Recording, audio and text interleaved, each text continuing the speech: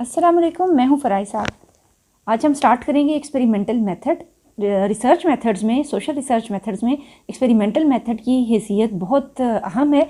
बल्कि जितनी भी साइंसेस हैं उन सब के अंदर एक्सपेरिमेंटल मेथड सबसे किसी भी रिसर्च को ऑथेंटिक और वैलिडेट बनाने में एक्सपेरिमेंटल मेथड की जो वैलिडिटी है वो सबसे हाईएस्ट हुआ करती है। तो हम ये कह सकते हैं कि एक्सपेरिमेंटल मेथड्स की इंटरनल वैलिडिटी हाई हुआ करती है, यानी ये जो काज एंड इफेक्ट रिलेशनशिप हम एक्सपेरिमेंटल मेथड के थ्रू हम फाइंड आउट करते हैं वो बहुत हमारे लिए रिलायबल होता है और हम ये समझते हैं कि हमने बहुत अच्छे तरीके से उस काज एंड इफेक्ट रिलेशनशिप को फाइंड आउट कर लिया है।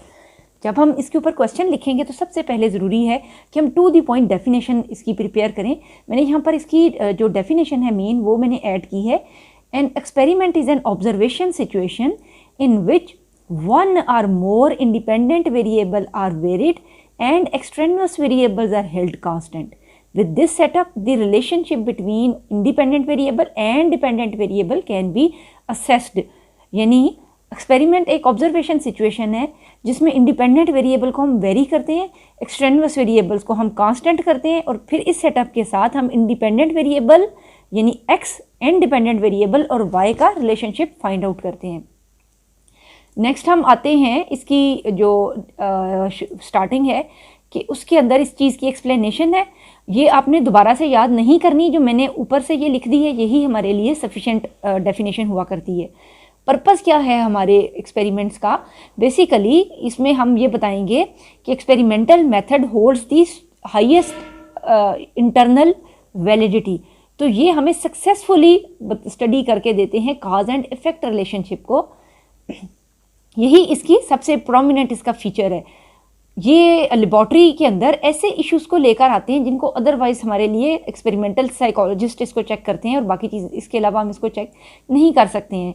जितनी भी कंट्रोल्ड स्टडीज़ हैं वो सारी यूजुअली एक्सपेरिमेंटल मेथड की मरहून मिन्नत हुआ करती हैं। लिखने के पॉइंट ऑफ व्यू से सिर्फ इसकी डेफिनेशन पे हम आएंगे और उसके बाद हम सिंपली इसके स्टेप्स पर चले जाएंगे, यानी number 1 definition, number 2 steps of experimental method. मुख्तलिफ बुक्स में आपको नंबर ऑफ स्टेप्स डिफरेंट नज़र आएंगे, इससे कोई ख़ास फ़र्क नहीं पड़ता। Up to the demand of the research हम कोई स्टेप्स एक्सक्लूड कर लेते हैं या ऐड कर लेते हैं, लेकिन generally we can divide the steps in experimental method into the 7 stages. Number 1 है फॉर्मुलेशन ऑफ प्रॉब्लम। सबसे पहले जितनी भी, चाहे हम सर्वे रिसर्च कंडक्ट कर रहे हैं, कुछ भी कर रहे हैं, तो जो पहला चीज़ है वो होता है रिसर्च क्वेश्चन का पोज करना। यानी हमारे ज़हन में क्या सवाल आ रहा है जिसकी वजह से हम आंसर ढूंढने निकले हैं, हम किन सवालों के जवाब के मुतलाशी हैं। हम ये जानना चाह रहे हैं कि बच्चे इतने एग्रेसिव क्यों हो गए हैं, हम ये जानना चाहते हैं कि जो नॉइज़ है इसका हमारी मेंटल हेल्थ के ऊपर क्या फ़र्क पड़ रहा है, लाइटिंग कंडीशन का रिटेंशन के साथ क्या ताल्लुक़ है। जब ये सारे सवाल हमारे जहन में आते हैं कि और उस चीज़ को हम फाइंड आउट करना चाहते हैं, तो ये हमारा पहला स्टेप होगा जिसमें फॉर्मुलेशन ऑफ प्रॉब्लम। तो इसमें हम क्वेश्चन पोज करेंगे, why, how, in what way, ये सवाल हम पूछेंगे। बिल्कुल ऐसे जैसे सर्वे मेथड में भी पहला स्टेप जो है वो यही होता है कि हम एक रिसर्च क्वेश्चन पोज करते हैं। इसमें भी we usually start with posing a research question. और उसके बाद मैं इन सबको एक्सप्लेन करती हूँ 7 स्टेप्स को, हम डायरेक्टली 1 बाय 1 इनके ऊपर आते हैं। Formulation of problem, simplified version of the problem conducted for investigation in the laboratory. Laboratory के अंदर हम एक्सपेरिमेंट कर रहे हैं ना, जो भी लैब एक्सपेरिमेंट है उसके लिए एक सेटअप का होना ज़रूरी है। एक जिस तरह उसकी डेफिनेशन में भी वर्ड आया सेटअप का, तो एक सेटअप का होना ज़रूरी है। उस प्रॉब्लम स्टेटमेंट जो है, ये वर्ड है जो प्रॉब्लम स्टेटमेंट लिखी गई है, रिसर्च क्वेश्चन भी कहते हैं इसको और प्रॉब्लम स्टेटमेंट भी कहते हैं कि मसला क्या है जिसको हम चेक करना चाह रहे हैं। हम उसके हवाले से एक सवाल पोज करते हैं। जो रिसर्च क्वेश्चन है ना, ये यूजुअली एड्रेस करता है उन मेन वेरिएबल्स को जिनको हम स्टडी करना चाहते हैं। नेक्स्ट है हाइपोथेसिस। जो हमने सवाल पूछा ना, मसलन मैं यहीं पे सवाल बना देती हूँ कि what is the relationship of lighting conditions on retention among students. ठीक है, हमने यानी रिलेशनशिप देखना है नॉइज़ का और इसका लाइटिंग कंडीशन का उन रिटेंशन ऑफ द स्टूडेंट। तो ये हमारा रिसर्च क्वेश्चन है, what is the relationship of different lighting conditions on retention capacity of students. तो अब ये व्हाट के साथ हमने सवाल पोज किया है, उसके बाद हमने इसके बीच में काफ़ी गुंजाइश होती है। इसके बीच में दरअसल हम क्या करते हैं, हम अपना लिटरेचर रिव्यू करते हैं। हम ये फाइंड आउट करते हैं कि जो हमारे से पहले लोग इस चीज़ पे काम कर रहे हैं उन्होंने इसके हवाले से क्या आंसर्स हमें लेकर दिए हैं। हम अच्छे से लिटरेचर रिव्यू के नतीजे में जो उनके जवाबात थे उसके नतीजे में एक ऐसा जवाब बनाते हैं जो कि हमारे से रिलेटेड है और हमें ये लगता है कि ये सही है। यानी हाइपोथेसिस भी एक रैंडम बात नहीं है जो आपके या मेरे ज़हन में आ गई है ये चीज़, बल्कि वो भी एक वेल रिसर्च्ड चीज़ होती है जो हम प्रीवियस रिसर्चेस के नतीजे में हम इस नतीजे तक पहुँचे हैं कि हम ये कह सकते हैं मसलन कि brighter the light greater will be the retention. ये हमने एक नतीजा अखज़ किया पुरानी स्टडीज़ में। तो ये देखा जवाब है, बहुत क्लियर कट जवाब है। जो वेरिएबल्स रिसर्च क्वेश्चन का हिस्सा हैं, जो रिसर्च क्वेश्चन का हिस्सा है, रिसर्च क्वेश्चन का हिस्सा है, वो ही हाइपोथेसिस का ही भी हिस्सा होने चाहिए, वो वेरिएबल्स ही। ठीक है, यहाँ पर भी हमने लाइटिंग कंडीशन और रिटेंशन का जिक्र किया।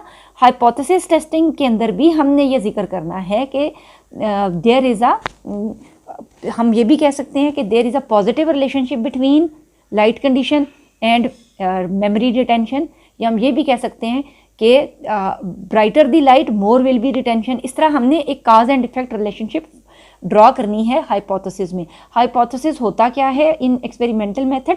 Hypothesis is the prediction that a variable being manipulated will have some effect on the behaviour being measured. कि जिसको हम मैनिपुलेट कर रहे हैं ना, जैसे लाइटिंग कंडीशन को हम करेंगे, चेंज करेंगे, उसको हम इंक्रीज़ या डिक्रीज़ कर रहे हैं, तो हम मैनिपुलेट कर रहे हैं इंडिपेंडेंट वेरिएबल को। तो हम ये समझते हैं कि इसका कोई ना कोई इफेक्ट हमारे डिपेंडेंट वेरिएबल के ऊपर ज़रूर होगा। इतना लिखना काफ़ी है। रिसर्च क्वेश्चन है और हाइपोथेसिस उसका टेंटेटिव सोल्यूशन है। वेरिएबल्स क्या हुआ करते हैं? That can vary, that can increase और decrease in a research situation. A variable is simply something that can vary. Our variable is measurable event that can take on different values. A variable is any changeable element or event that can be manipulated or studied. Usually हम कहते हैं SOR, जो हमारी एक behavioral psychology है, there is some stimulus, there is some response and there is some organism, या जो person है उस उन तीनों का जो रिलेशनशिप है ये SOR या SRO मॉडल कहलाता है। वेरिएबल की मेनली हम जब करेंगे तो हमें सिर्फ इसकी डेफिनेशन चाहिए, बहुत ज़्यादा डिटेल से हमें नहीं चाहिए अपनी अंडरस्टैंडिंग के लिए। आप ये 2 पैराग्राफ पढ़ सकते हैं, लेकिन मेन जो हमारे पास डेफिनेशन है वो ये सिंपली इतनी सी ही हमारे पास डेफिनेशन काफ़ी है कि it is something simply something that can very, और इतनी, ये एक लाइन। इसके बाद हम नेक्स्ट आते हैं। हम इन वेरिएबल्स को अब एक्सप्लेन करने लगे। अब आंसर समझ आ रही है? रिसर्च क्वेश्चन में हमने काज एंड इफेक्ट को रिसर्च क्वेश्चन में एक्सप्लेन किया। हाइपोथेसिस उसका टेंटेटिव सोल्यूशन है जिसमें हमने वेरिएबल्स को मैनिपुलेट करने के हवाले से बताया। वेरिएबल होता क्या है, अब उसमें से एक्स वेरिएबल्स क्या हैं और वाई वेरिएबल्स क्या हैं, ये हम ज़रा समझते हैं। इंडिपेंडेंट है ना, ये एक्स वेरिएबल है जो कि कॉज है, इंडिपेंडेंट है, जिसको हम ना, वो इंडिपेंडेंट क्यों है? Because we have allowed it to increase और decrease in the research setting. ठीक है, जैसे हमने लाइटिंग कंडीशंस जो होंगी उनको हम इंक्रीज और डिक्रीज कर रहे हैं। The event or conditions that an experimenter manipulates are called independent variable. Experimenter determines whose variable is to be manipulated. That variable is referred to as independent variable. Independent variable is manipulated according to the purpose and basic question of the study. अच्छा, ये देखा कि काफ़ी लंबा लिखा हुआ होता है। आपने सिर्फ टू द पॉइंट जो बात है वो हम सिर्फ करेंगे। जैसे जो पहली लाइन है, याद करने के हवाले से ये इतनी लाइन काफ़ी है कि ये वो चीज़ है जिसको रिसर्चर मैनिपुलेट कर रहा है, कंट्रोल कर रहा है। साथ में ना एक चीज़ ज़रूर ऐड करनी है, वो ये रनिंग एग्जांपल की है। जैसा कि हम यहाँ से अब जब हम स्टार्ट करेंगे ना, तो आप ये साथ में ऐड करते जाएं। यहाँ पर जैसे रिसर्च क्वेश्चन है तो आप लिखेंगे साथ में कि वही जो हम अभी बात कर रहे हैं ना, लाइटिंग कंडीशन और मेमोरी रिटेंशन की। यहाँ पर हम हाइपोथेसिस, अब इंडिपेंडेंट वेरिएबल में lighting conditions, different lighting conditions are the independent variable. यानी हम कुछ लोगों को डिम लाइट में बिठाएंगे और कुछ याद करने को दे देंगे, कुछ को हम ब्राइट लाइट में बिठा देंगे और याद करने के लिए कुछ दे देंगे, और किसी को हम नॉर्मल जो एक रूम लाइट है उसके अंदर बिठाएंगे जो हमारा कंट्रोल ग्रुप होगा। इस तरह से हम ना मुख्तलिफ ग्रुप्स बनाते हैं। तो उसके बाद हम देखते हैं कि जो चीज़ हम इंक्रीज़ डिक्रीज़ कर रहे हैं, बाकी चीज़ें उनकी कांस्टेंट करके, तो हम देखेंगे कि रिटेंशन के ऊपर चीज़ का क्या असर है। तो इंडिपेंडेंट वेरिएबल इसमें लाइटिंग कंडीशंस होंगी। इस तरह हम सिर्फ एक एग्जांपल ऐड कर लेंगे डेफिनेशन के साथ, जिस तरह for example different lighting conditions. Next चलते हैं, डिपेंडेंट वेरिएबल। डिपेंडेंट वेरिएबल जो कि इंडिपेंडेंट वेरिएबल के इंक्रीज या डिक्रीज होने की वजह से हो रहा है। ठीक है, events or conditions that the experimenter measures are called dependent variable. ठीक है, जो कि इंक्रीज़ या डिक्रीज़ होने के बाद उनका असर आ रहा है। किसके ऊपर असर आ रहा है? रिटेंशन के ऊपर। मसलन हम जो फ्लो में लेकर चल रहे हैं, तो डिपेंडेंट वेरिएबल है इसके अंदर जो इसकी है ना, वो है हमारे पास रिटेंशन, मेमोरी रिटेंशन। नेक्स्ट है एक्सट्रेनुअस वेरिएबल। ये वर्ड है एक्स्ट्रा से निकला है, एक्स्ट्रा। एक्स्ट्रा का क्या मतलब है कि कोई चीज़ जो एक्स्ट्रा है, जो नहीं चाहिए, वी डोंट वांट इट, हमें नहीं चाहिए। ये हमारे कन्फाउंडिंग वेरिएबल्स भी कई जगहों पे आपको वर्ड आएगा कन्फाउंडिंग, जो हर एक के अंदर घुसते फिर रहे हैं ना, हर एक के अंदर फाउंड हो रहे हैं, कन्फाउंडिंग है, ठीक है, हर एक के अंदर नज़र आ रहे हैं। एक्सट्रेनुअस वेरिएबल्स हैं, हर एक के अंदर घुसे हुए, हमें नहीं चाहिए, लेकिन ये इतने कोई नीड हैं, ये हमारी रिसर्च में घुस आते हैं कहीं से भी। जैसा कि किसी भी पर्सन का मोटिवेशन, लेवल ऑफ इंटेलिजेंस, जैसे हमारी ये जो रिटेंशन वाली मेमोरी है, आई साइट किसी की वीक है या नहीं है, अगर हमने नहीं कंट्रोल की है, तो बहुत सी चीज़ें हम इन एक्सट्रेनुअस वेरिएबल्स में चाहते हैं कि एक्सट्रेनुअस वेरिएबल्स को हम मैक्सिमम कंट्रोल कर लें। कंट्रोल का मतलब क्या कि तीनों के अंदर हम या तो वो एक ही तरह से इंक्रीज डिक्रीज हो रही हो, या वो ऑल टुगेदर डिसअपियर हो जाएं।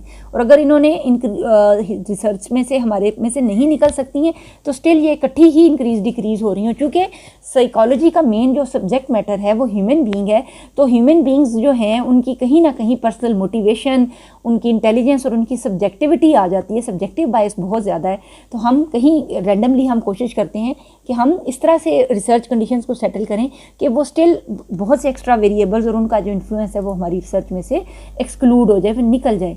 एक्सट्रेनुअस वेरिएबल्स नॉट एसेंशियल और इररेलेवेंट, नहीं चाहिए हमें, रेलेवेंट ही नहीं है ना। These can be of two types, internal variables. अच्छा, इंटरनल वेरिएबल्स कौन से होंगे? इंटरनल वेरिएबल्स हमारे personal, internal variables are subjects personal और इंटरनल फैक्टर, जैसे लेवल ऑफ मोटिवेशन, फटीग, रात को नींद नहीं आपने पूरी की और सुबह आपको किसी रिसर्च में शामिल होना पड़ रहा है, तो आपसे याद नहीं हो सकेगा। या फिर आप पहले स्ट्रेस्ड आउट हैं, you do not feel good today, आपकी तबीयत ठीक नहीं है, ये सब आपके इंटरनल फैक्टर्स होंगे। हंगर है, आपको भूख लगी हुई है, या कमरा बहुत ठंडा था तो आपको सर्दी लग रही थी, आपसे नहीं याद हुआ। पर्सनैलिटी ट्रेट्स हैं, एज है, past experience, intelligence, social status, ये सब चीज़ें। इसके मुकाबले में जो एक्सटर्नल वेरिएबल्स हैं ये बाहर है, आउटसाइड इन द इन्वायरमेंट, और these are affecting the findings of our study. मसलन subjects response, temperature of lab, light, noise, ये सब, ठीक है, जो बाहर डिपेंडेंट है। अच्छा, इन दोनों में रेलेवेंस भी है, जैसे मैंने अभी बोला कि आपको सर्दी गर्मी लग रही है। अब सर्दी गर्मी लगना बेसिकली रूम टेम्परेचर की वजह से, लेकिन जो फीलिंग है आपकी वो आपकी पर्सनल है। जैसे कि हो सकता है कि उसी रूम टेम्परेचर पे किसी ने अप्रोप्रिएट कपड़े पहने हुए हैं और उसको सर्दी नहीं लग रही उसी रूम टेम्परेचर में, लेकिन आपको सर्दी लग रही है, आपके कपड़े आज ठीक नहीं है, या आप वैसे ही थोड़े से वीक हैं, आपको सर्दी ज़्यादा लगती है। तो इस तरह स्टिल ये जो दोनों है ये ओवरलैप करेंगे, इंटरनल एक्सटर्नल वेरिएबल, और मिलकर हमारी रिसर्च स्टडी को डैमेज कर सकते हैं कहीं ना कहीं। हम ये चाहते हैं कि या तो हम इनको एलिमिनेट कर दें, हम इनको कंट्रोल कर लें, यानी दोनों सारी सेटिंग्स में ये सारे ग्रुप्स में इकट्ठे ये शुरू हो, इंक्रीज़ या डिक्रीज़ हो। इस तरह से हमने एक्सप्लेन किया इंडिपेंडेंट वेरिएबल, डिपेंडेंट वेरिएबल और एक्सट्रेनुअस वेरिएबल्स को, जिनको हम कंट्रोल करने में कामयाब हो जाते हैं, वो ऑलमोस्ट हमारे कंट्रोल वेरिएबल्स कहलाते हैं, जिनको हमने बैलेंस कर लिया है। जैसे कि रूम टेम्परेचर है तो हमने सब में जी ऑप्टिमम रूम टेम्परेचर हमने सेट कर लिया है। हमने तीनों के अंदर सारे वो लोग स्क्रीन आउट कर लिए जिनकी आईसाइट वीक नहीं थी। हमने तीनों कंडीशंस में ऐसे लोग इंट्रोड्यूस करा लिए हैं कि जिनका समहाउ जो है क्लास वगैरह वो भी एक जैसी है, यानी वो एक ही एकेडमिक बैकग्राउंड के लोग हैं। इस तरह बहुत सारी चीज़ों का हम कोशिश करते हैं कि हम कंट्रोल एक्सर्ट कर लें, लेकिन still there will be some variable that are extraneous और कंफाउंडिंग वेरिएबल्स, तो वो हम नहीं चाहते हैं कि वो हमारी रिसर्च के अंदर शामिल रहें। नेक्स्ट हम आते हैं कि हमने जब वेरिएबल्स वगैरह डिफाइन कर लिए ना, ये अब सारी बात समझ आनी शुरू हुई है ना। अच्छा, डिपेंडेंट वेरिएबल था हमारा रिटेंशन, मेमोरी रिटेंशन, ठीक है। तो अब हम देखते हैं कि हमने अगर इसे चेक करना है ना, जैसे मैंने अभी से आपको थोड़ी सी लेआउट बता दी थी, तो ये हमारा ओवरऑल प्लान होता है, हमने किस तरह से रिसर्च कंडक्ट करनी है, हम क्या करना चाह रहे हैं। जैसे मैंने अभी आपको ये बात बताई है ना कि हम ऐसा करेंगे कि एक ब्राइट लाइट में बिठा लेंगे, एक डिम लाइट में बिठाएंगे, और एक को हम नॉर्मल रूम लाइट में बिठाएंगे। नॉर्मल रूम वाले जो लोग हैं वो हमारा कंट्रोल ग्रुप होंगे, और दोनों जो दो ग्रुप्स हैं ये हमारे एक्सपेरिमेंटल ग्रुप्स होंगे। और हम ये देखेंगे कि इन सबको हमने एक ही तरह का कुछ नॉनसेंस सिलेबस हमने इनको दिया है, याद करने के लिए, तो क्या ये जो मटेरियल हमने याद किया किस तरह से अच्छा याद कर पाते हैं। नंबर ऑफ़ एरर्स हमने बाद में फाइंड आउट करनी है और हमें इस तरह से एक स्टैटिस्टिकल फाइंडिंग आ सकती है हमारे पास। ये मैंने आपको बात बताई है, खुद से ये मेरे ज़हन में भी आई है, ठीक है। तो अब ये जो चीज़ है ना, लेआउट जो तैयार करनी है एक्सपेरिमेंट की, ये चीज़ एक्सपेरिमेंटल डिज़ाइन कहलाता है। Overall plan for different conditions and treatment, different condition और ट्रीटमेंट, ये 2 लफ्ज़ ऐड ज़रूर करने हैं इसकी डेफिनेशन में। इस कॉल्ड एक्सपेरिमेंटल डिज़ाइन, ये इसका पूरा ये बनेगा। Overall plan for different conditions and treatments. Treatment का वर्ड ये वो नहीं है जो हम मेडिकल ट्रीटमेंट है, बल्कि इस बात का क्या मतलब है, जैसे कि मैंने जब लाइट ही इंक्रीज डिक्रीज की है तो मैंने एक ट्रीटमेंट प्रोवाइड किया है कंडीशन को कि क्या करना है, इनको क्या क्या करना है। हम जो हम वेरिएबल इंक्रीज डिक्रीज कर रहे हैं इंडिपेंडेंट, वो हम किस तरीके से इंक्रीज और डिक्रीज कर रहे हैं, तो ये हमारा एक्सपेरिमेंटल डिज़ाइन कहलाता है। उसमें हम कहेंगे हमने किस तरह की, किस एज रेंज के लोगों को लेना है, उनका एथनिक बैकग्राउंड क्या हो, उनकी इंटेलिजेंस लेवल क्या हो, हमें कोई ऑपरेटर्स तो नहीं चाहिए, हमें किस किस्म के कमरे चाहिए, यहाँ पर हम बैठकर ये करेंगे, ठीक है। तो उससे रिलेटेड जितनी भी चीज़ है ना, वो हम राइट डाउन कर लेंगे, वो सब ऑपरेटर्स, उन सब्जेक्ट्स की डिटेल्स, हम उस रिसर्च के हवाले से तमाम डिटेल्स लिख लेंगे। The reason is that extraneous variables can influence the outcome of the study that can create an interpretable result, कि आखिर में हमारे पास एक अच्छा सा रिजल्ट आए। Experimental design is the pattern of experimentation, how the experiment will be conducted determine, आगे वही बात लिखी है जो मैंने भी आपको एक्सप्लेन कर लिया। हम सीधा इसके डिफरेंट टाइप्स पे आते हैं। जो हमारे पास लेआउट और प्लान है ना एक्सपेरिमेंटल डिज़ाइन की, ये मुख्तलिफ हुआ करती है। कुछ हमारे यहाँ पर लिखे हुए हैं, बाकी के नाम नहीं लिखे हुए और हमारी इस बुक में ये शामिल नहीं है। तो कम से कम बीएससी साइकोलॉजी के लिए इनको इतनी डिटेल से याद करना ज़रूरी नहीं है, सिर्फ इनके नाम गिवन हैं, लेकिन मैं इनकी सिंपल लाइंस में एक्सप्लेनेशन दे देती हूँ ताकि हमारे लिए थोड़ी सी आसानी रहे नाम याद करने में। जो बीएस के स्टूडेंट्स होंगे या एमएससी के या एमएस के स्टूडेंट्स होंगे, वो बहुत डिटेल से इसको पढ़ेंगे और उनको अलग से चाहिए कि मैं उनको कभी जो अलग से हम क्लिप बनाएंगे उसमें मैं सिर्फ different types of research designs के ऊपर हम बात करेंगे। अभी हम आते हैं रैंडमाइज्ड ग्रुप डिज़ाइन। ये वर्ड निकला है रैंडम से। रैंडम अलॉटमेंट का मतलब होता है कि कोई चीज़, जैसे जो चीज़ नहीं कंट्रोल हो रही ना, मसलन इंटेलिजेंस हमसे नहीं बच्चों की कंट्रोल होती, हमसे उनकी सब्जेक्टिव मोटिवेशन नहीं कंट्रोल होती, तो हम कोशिश करते हैं कि हम ना 3 ग्रुप्स, हमने 20-20 स्टूडेंट्स बनाए हैं, तो हम तीनों ग्रुप्स में रैंडमली पर्चियाँ डाल के या रैंडम जो टेबल है, रैंडम टेबल है, वहाँ से हम पिक करके तीनों ग्रुप्स में लोगों को अलॉट करें। इसका मतलब है कि तीनों में ना कम इंटेलिजेंट और ज़्यादा इंटेलिजेंट तीनों ग्रुप्स में प्रेजेंट हैं। तीनों ग्रुप्स में हाई मोटिवेशन वाले और लो मोटिवेशन वाले प्रेजेंट हैं। तीनों ग्रुप्स में कोई ऐसे बच्चे हैं जिनका वज़न कम या ज़्यादा है। तीनों ग्रुप्स में कोई इस तरह हर एक जो चीज़ है वो तीनों में इकट्ठी वेरी इंक्रीज या डिक्रीज हो रही है, तो ये रैंडमाइज्ड ग्रुप डिज़ाइन कहलाएगा, in which we have done random assignment, ठीक है। दूसरा कहलाते हैं ये मैच सब्जेक्ट। मैच का मतलब क्या होता है कि usually in terms of IQ, मसलन मैच सब्जेक्ट हमने तब करने हैं जिस तरह इस रिसर्च में अगर हमने आईक्यू टेस्ट भी लगा लिया है बच्चों का और पहले आईक्यू फाइंड आउट कर लिया है और हमने एक ही आईक्यू लेवल के बच्चे लिए हैं, तो इसका मतलब है हमने मैच कर लिया तीनों ग्रुप्स को इन टर्म्स ऑफ आईक्यू, ठीक है। यूजुअली मैच हमारा जो इस्तेमाल होता है जहाँ पर ना जेनेटिक स्टडीज़ आती हैं। जेनेटिक स्टडीज़ में मैच ग्रुप बहुत ज़्यादा यूज़ होता है क्योंकि इसमें दरअसल जो जेनेटिक्स हैं वो कांस्टेंट हो जाते हैं हमारे बड़ी अच्छी तरह। और अब हम ये कहते हैं कि any change in the behaviour is due to the environment, तो इन्वायरमेंट चेंज कर रही है, तो ये मैच सब्जेक्ट डिज़ाइन कहलाता है, जिसमें हम कोई भी वेरिएबल मैच कर लेते हैं। बिफोर आफ्टर, जैसे बिफोर सर्जरी और आफ्टर सर्जरी इस बंदे की एंजाइटी लेवल क्या है, ये इस किस्म की स्टडी डिज़ाइन जो हैं जिसमें एक फिनोमेना के होने से पहले और फिनोमेना होने के बाद हम फाइंडिंग लेते हैं। आफ्टर ओनली कि मसलन हमने कोई फिनोमेना हुआ है, यूजुअली जिस तरह मैं भी आपको बताती हूँ कि बिफोर और आफ्टर में, जैसे कि कोरोना वैक्सीन मार्केट में आने से पहले कोरोना की परसेंटेज क्या थी और वैक्सीन लगने के बाद क्या है। आफ्टर ओनली में हम कहेंगे कि जब से हमने वैक्सीन लगाई है उसके बाद हमारे पास कोरोना के पेशेंट हॉस्पिटल में कितने आ रहे हैं, तो ये आफ्टर ओनली है, ठीक है।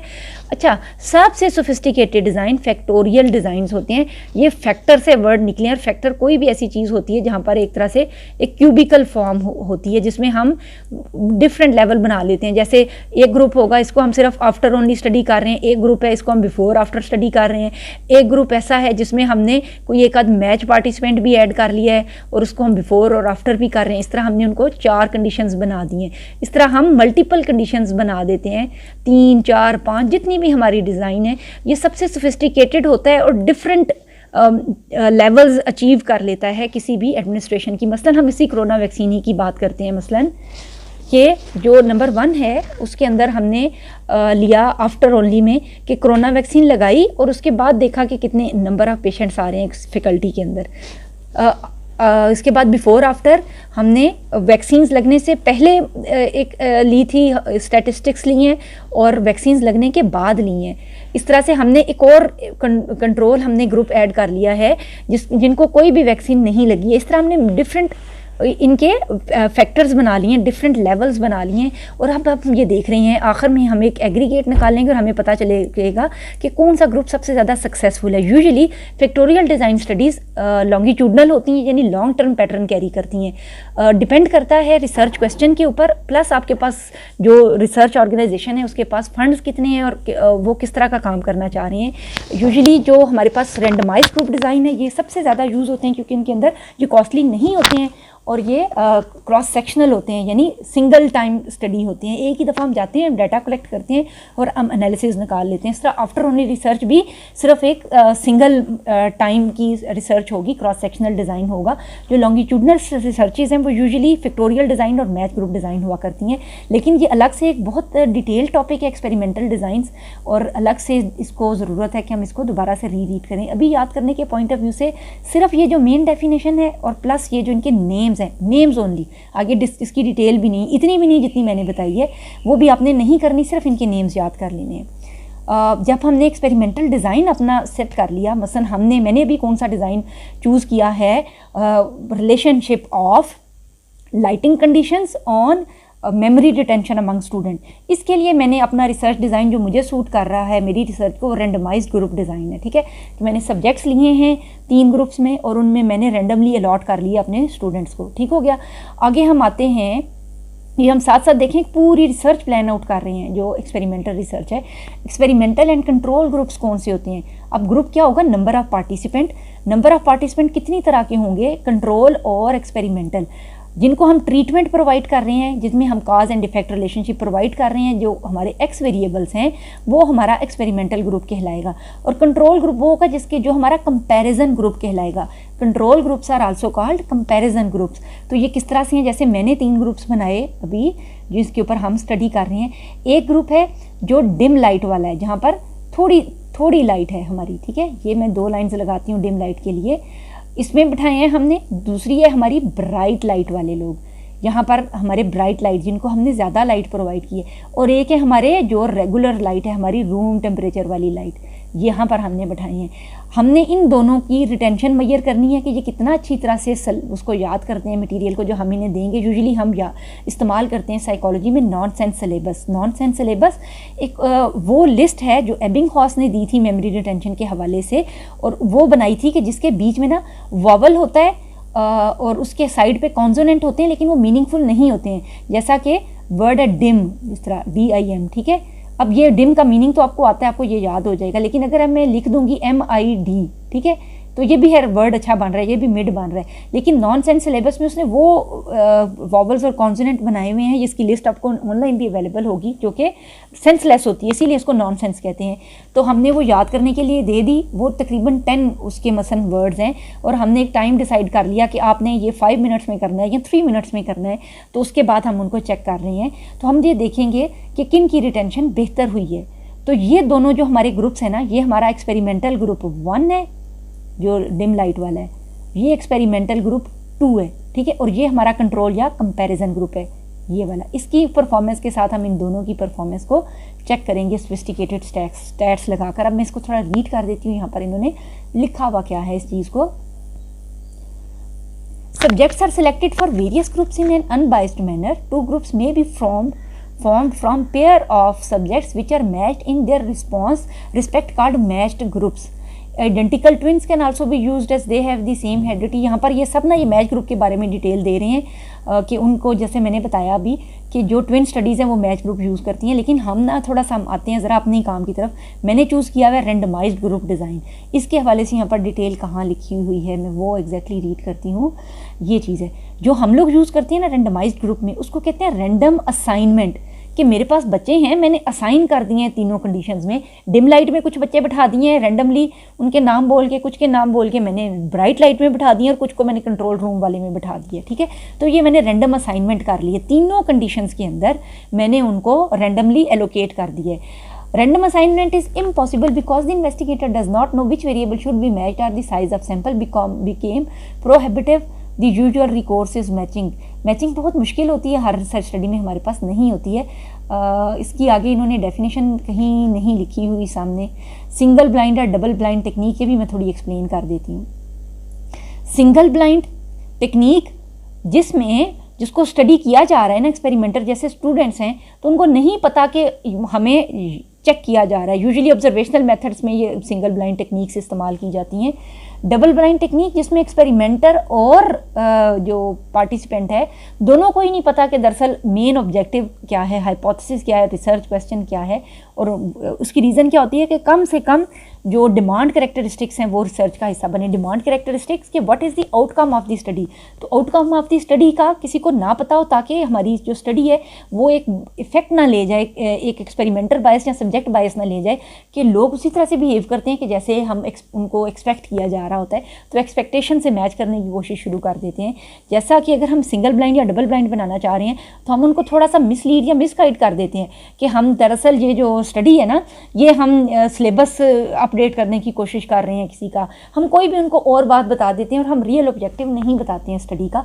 अगर हमने सिर्फ सब्जेक्ट से छुपाया है तो वो सिंगल ब्लाइंड है। अगर हमने सब्जेक्ट और एक्सपेरिमेंटर जो हमारा रिसर्च करवा रहा है ना, कंडक्ट करा रहा है पर्सन, उससे भी छुपाई है तो ये डबल ब्लाइंड कहलाएगी, ठीक है। नेक्स्ट हम अब चलते हैं, ये हमने एक्सप्लेन कर लिए अपने एक्सपेरिमेंटल ग्रुप्स। एक्सपेरिमेंटल ग्रुप्स हमारे कौन से हैं? एक्सपेरिमेंटल ग्रुप 1, एक्सपेरिमेंटल ग्रुप 1 जिनको हम इंडिपेंडेंट वेरिएबल अलॉट कर रहे हैं। और कंट्रोल ग्रुप हमारा कौन सा है? जो हमारा कंपैरिजन ग्रुप है। Subjects who do not receive some treatment are called control group. उनको हमने कोई ट्रीटमेंट या कोई हमने इंक्रीज डिक्रीज नहीं कर रहे उनके हम वेरिएबल्स, वो हमारा कंट्रोल ग्रुप है।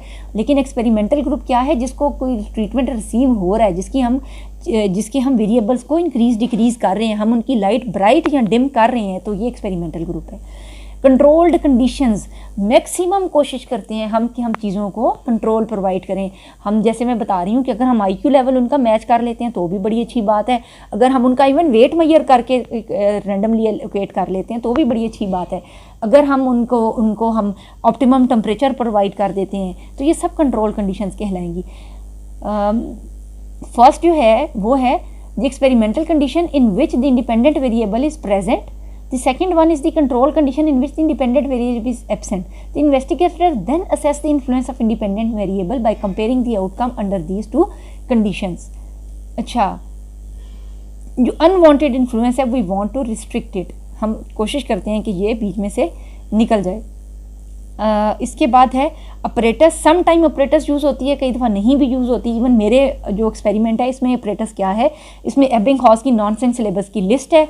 लाइट्स हैं, यानी डिम लाइट और ब्राइट लाइट में किसको कहूँगी, इसको मुझे ऑपरेशनली डिफ़ाइन करना होगा। उसके बाद मुझे 3 रूम्स भी चाहिए। मुझे उसके अलावा जो वहाँ पर मैंने अगर कोई चीज़ें बैलेंस करनी है जैसे टेम्परेचर वगैरह, तो उसमें प्रॉपर वो इन्वर्टर वगैरह या इस तरह की चीज़ लगी हुई हो। तो ये सारी चीज़ें जो कोई क्वेश्चनर अगर मुझे चाहिए, स्टॉप वॉच चाहिए, ये सारी की सारी चीज़ें ऑपरेटर्स कहलाएंगी। इसमें कुछ नाम लिखे हुए हैं, ये आप ज़रा रीड आउट कर लीजिएगा कि क्या क्या नाम लिखे हुए हैं। एनालिसिस ऑफ रिजल्ट्स, हम यूजुअली सॉफ्टवेयर यूज़ करते हैं SPSS। हम सारा जो डाटा है वो कोड करके अपने सॉफ्टवेयर में डालेंगे और अब हम देखेंगे परसेंटेजेस और फ्रीक्वेंसीज निकालेंगे और देखेंगे कि कोई सोफिस्टिकेटेड टी टेस्ट वगैरह लगता है या नहीं। यूजुअली हम टी टेस्ट एनालिसिस लगाते हैं for comparison of different groups. तो हम फाइंड आउट करेंगे कि अप्रोप्रिएट स्टैटिस्टिकल मेथड कौन सा है हमारे पास। तो हम एनालिसिस ऑफ फाइंडिंग पे आएंगे। उस हाइपोथेसिस फाइंडिंग के नतीजे में हमारा हाइपोथेसिस या एक्सेप्ट होगा या रिजेक्ट होगा, यानी इधर there is a relationship between different lighting conditions on retention, memory retention, and there is not a relationship. दोनों में से एक बात होगी ना, तो हमारा जो हाइपोथेसिस है या एक्सेप्ट होगा या रिजेक्ट होगा। ये 7th स्टेज है। एडवांटेजेस क्या हैं इसके और कुछ लिमिटेशंस हैं, इसके ऊपर आ जाते हैं। अब बहुत ज़रूरी है जब आप कोई भी रिसर्च मेथड कंप्लीट कर लेते हैं तो अपने एडवांटेजेस और डिसएडवांटेजेस इसी तरह बुलेट्स में लिखने होते हैं, अप्रोप्रिएटली इसी तरह 1 2 3 करके अपने लिखने होते हैं। पैराग्राफ में नहीं लिखने हैं, पॉइंट्स में लिखने हैं। तो पहला क्या है, direct cause and effect relationship हमें इतनी अच्छी तरह मिलती है कि कोई भी और रिसर्च मेथड इस चीज़ में इसको मुकाबला नहीं करता, क्योंकि कोशिश की जा रही है एक्सटर्नल वेरिएबल्स को कंट्रोल करने की, कंडीशंस अप्लाई करने की। तो ये बहुत ही एक ऐसा मेथड है जो कि साइकोलॉजी को स्पेशली एक साइंटिफिक डिसिप्लिन बनाता है। उसके बाद क्या है दैट व्हाट काजेज व्हाट, हमें ये सही पता लगता है क्या कि इसका क्या काज है। जो ये मेथड है, ये ओनली मेथड है जो कि हमें डिटरमिन करके एग्जैक्ट डिटर्मिनेशन करके देता है। ये वो मेथड है जिसकी वजह से साइकोलॉजी को साइंस का दर्जा हासिल होगा। क्योंकि अच्छा, ये कम चीज़ें लिखी हुई हैं, मैं कुछ वर्ड्स बोलने लगी हूँ और मैं कोशिश करती हूँ मैं साथ ऐड भी कर दूँ। रेप्लिकेबल होता है, यानी आप भी वो मेथड इसी तरह से आप रिसर्च करेंगे, कंडक्ट करेंगे एक्सपेरिमेंट, तो आपकी भी वही फाइंडिंग आएगी जो मेरी आ रही है। हाईली रेप्लिकेबल होता है ये, ठीक है। इसकी जो एक तरह से हमारे पास है वैलिडिटी है, इसकी इंटरनल वैलिडिटी वो बहुत हाई होती है, ठीक है। ये वर्ड आपने याद कर लेना है। तीसरी चीज़ के सब्जेक्टिविटी निकल जाती है, हाईली ऑब्जेक्टिव मेथड है। ये सारे वर्ड्स हम लिखेंगे। This method can be applied on animals, ये एक लिख सकते हैं। प्रडिक्शन अच्छी करके देता है, जैसे psychology is the study to predict behaviour, तो ये प्रेडिक्ट वाला काम बहुत अच्छा करता है। सब पॉइंट्स में ना एक एक लाइन आपने याद कर लेनी है, और 2 पॉइंट्स जो मैंने भी बताई हैं, रेप्लिकेबिलिटी वाला और जो हाई इंटरनल वैलिडिटी वाला, ये आपने ऐड कर लेना है। लिमिटेशन क्या है? लिमिटेशन सबसे बड़ी बात ये है कि चूँकि हम जो बिहेवियर है ह्यूमन बीइंग का, या हम जो कि बिहेवियर स्टडी कर रहे होते हैं, तो उसमें प्रॉब्लम ये होती है कि ये स्टिल सॉफ्ट साइंसेज में आती है। हम हर एक चीज़ को कंट्रोल नहीं कर पाते हैं, कंट्रोल हमारा सही नहीं होता। इसके अलावा जो सम टाइम हमारे पास कोई एथिकल ब्रीचेस आ जाती हैं जिसकी वजह से हम ये अप्लाई नहीं कर सकते हैं। Still experimental method is considered to be highly authentic method that has given psychology the discipline of a science. अस्सलाम वालेकुम, मैं हूँ फ़राह इसाक। मेरे चैनल का नाम है वेलनेस बाय फ़राह। मेरे चैनल को लाइक और सब्सक्राइब कीजिएगा ताकि मैं ऐसे ही अच्छा कंटेंट मज़ीद बनाती रहूँ।